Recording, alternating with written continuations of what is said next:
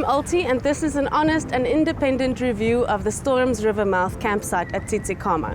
I want to start out by saying it is absolutely beautiful here. You've got ocean views on the one side and the mountains on the other side. It is just spectacular, breathtaking, no matter which direction you look.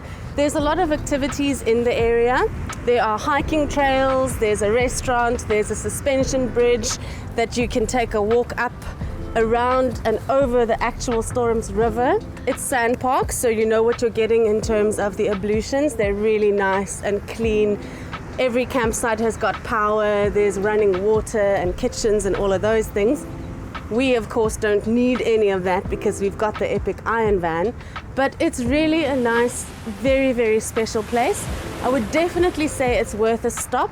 The only thing is that the campsites are quite small and there's a lot of them very, very close together. So if you don't enjoy a lot of people, then this might not be for you, but I think it's still definitely worth a visit. It's just so spectacularly beautiful. So it does get a thumbs up from me.